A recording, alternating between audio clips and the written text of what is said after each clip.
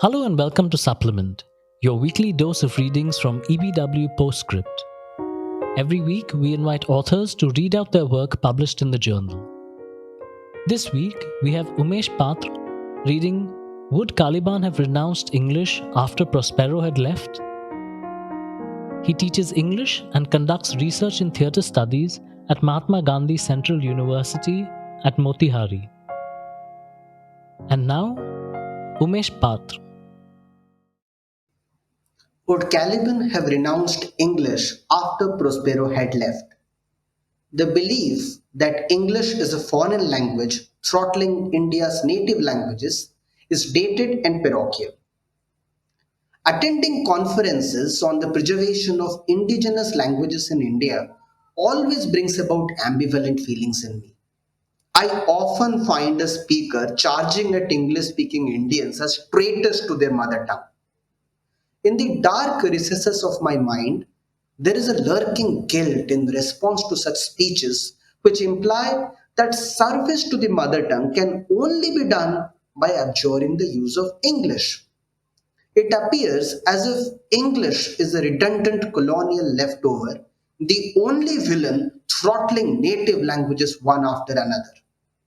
As an English teacher in India, I have often felt as if I too have betrayed my mother tongue. I could have bypassed the guilt by convincing myself that I am professionally bound to teach English, but there is more to it. I feel passionate while teaching the works of authors prescribed in my English syllabi. I am reminded of Caliban, a character in William Shakespeare's play The Tempest, who was taught English by his colonial master Prospero. Am I a Caliban who continues to speak English even after Prospero is gone?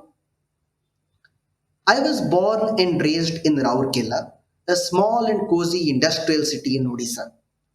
Odisha is named after the Odra tribe, and the current territory of Odisha was assimilated by the regions sharing a common tongue, Odia, my mother tongue. For the last 2 decades, Odisha has been governed by a chief minister who is more comfortable in English than Odia. He occasionally speaks in Odia in public events, albeit with a thick English accent. The people of Odisha, proud of their language, do not seem to mind a chief minister who does not speak fluent Odia. Rourkela is home to people from across India, boasting of a moderate multicultural vibe. But it is not devoid of its share of language politics. It has witnessed several campaigns led by fervent linguistic warriors who claim Sambalpuri, also known as Koshali, to be a separate language from Odia. The name Sambalpuri derives its origin from the town of Sambalpur, a town in western Odisha, while the name Koshali is associated with the ancient kingdom of Koshala. While some consider Koshali to be a distinct language, others consider it to be a regional dialect of Odia. By speaking a somewhat standardized Odia as opposed to Sambalpuri in Rourkela, am I acting as a linguistically privileged person? Can my mother tongue be a threat to someone else's mother tongue? I can't speak about my mother tongue without talking about my mother. Fortunately, she has absolutely no objection to me speaking in any language I fancy. She knows only one language, Odia, but her Odia is different from mine.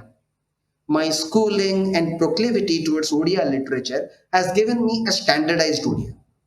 I don't share her accent. She sounds more authentic than me. Her speech, peppered with bits and pieces of Odia scriptures, stinging one liners, and acute satire, mostly at my expense. I know that there is a world of literature in Odia she is blithely unaware of, but I am also not the complete possessor of her entire linguistic and literary heritage. Strictly speaking, I don't speak my mother's language. But guess what? She doesn't speak her mother's language either. So, which language should I be faithful to? There is no single variety of Odia that is spoken all over Odisha. nor is there a uniform dialect that all my family members speak. I'm talking from the perspective of one who knows only one mother tongue. What about those families where each parent has a different mother tongue and the only common language they have is English? What about those who stay in border areas like Baleswar or Medinipur? Theirs is a mixture of Odia and Bengali. A 15th century poet, Kabi Karna from Medinipur, wrote a beautiful syncretic text named Shodapala in a language that was a mixture of Parsi, Hindi, Bengali, and Odia. When I tell myself that my mother tongue, a particular variety of Odia, is getting poorer by my use of another tongue, it is egoistic. Odia enjoys the status of a classical language. This mighty language has been on this planet for a long time before my arrival and will survive me too. Why should this mighty language feel threatened by those of us who speak in other languages as well? Let me pose this question to the father of our nation, M.K. Gandhi, who studied law in the United Kingdom, led an anti apartheid struggle in South Africa, and returned to India as a middle aged man. He wrote extensively in English and his mother tongue Gujarati. I wonder if he ever felt guilty for speaking in English. Let me ask this question to the curator of our constitution, a mighty, hefty linguistic monument. Every word in its preamble is held sacred by the people of India. The chairman of the drafting committee, B.R. Ambedkar, was eloquent in both Marathi and English. He never perceived one language as infringing upon the territory of the other. Rather, he understood the emancipatory potential of English, especially for the marginalized communities. The rise of Dalit literature, first in regional languages and then in English, provided Dalits everywhere a common literary heritage depicting their shared history. For many communities in India, there is no weapon stronger than English to fight historical systemic oppression.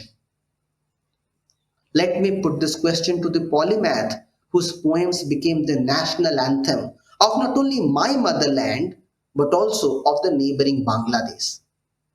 Rabindranath Tagore became the first Asian to be awarded the Nobel Prize in Literature for his maiden anthology of English verses Gitanjali. Every Bengali I have come across has vouched that Tagore was matchless in Bangla, his mother tongue. What he wrote in English, many believe, captures but a glimpse of his genius that flourished in full bloom in Bangla. If these people who exhorted the masses to fight for the righteous cause composed poems that could soothe a baby to sleep or spark a debate among philosophers, authored voluminous works of prose regarded as classics, competently expressed themselves in languages more than one, and felt confined by none, why should I feel guilty at all? English is not my mother tongue, but at the same time, it is no more the other tongue. I know what the intentions of Thomas Babington Macaulay were. Many Indians under the British rule were forced to learn the language, but many learned the language on their own. That brings me to the question, what would Caliban do after Prospero left? This immortal Shakespearean character presaged the angry and righteous colonized. He said, "You taught me language, and my profit on it is I know how to curse." At the end of the play, Prospero returned to his native place, setting Caliban free from bondage. Now that there was no one to be cursed in English, would Caliban have abjured the language? Shakespeare left that to the imagination of the readers. A language is not a tenant one can force out of one's consciousness. It is a part of one's being. Did Caliban use English only to curse Prospero? No. He was most poetic in describing the beauty of his motherland in English. When he described the illusions of the isle, its sounds and sweet airs to Stephen and Trinculo, he was eloquent. It was this very language in which he conspired with them to overthrow Prospero. I believe Caliban would continue to speak merrily in his own version of English. He might even write poems in remembrance of his mother Sycorax and tales asserting his story of resistance during the long period of colonization.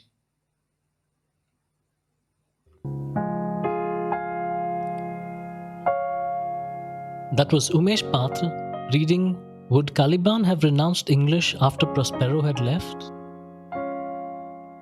That's it for today. And for more episodes, check out epw.in/podcasts. And to experience all that EPW has to offer, head over to epw.in and subscribe today. Our EPW Engage team is Divya Jyoti, Priya Mathur, Akanksha Padi, and Tia Singh. And this is Johan saying bye-bye and see you next week.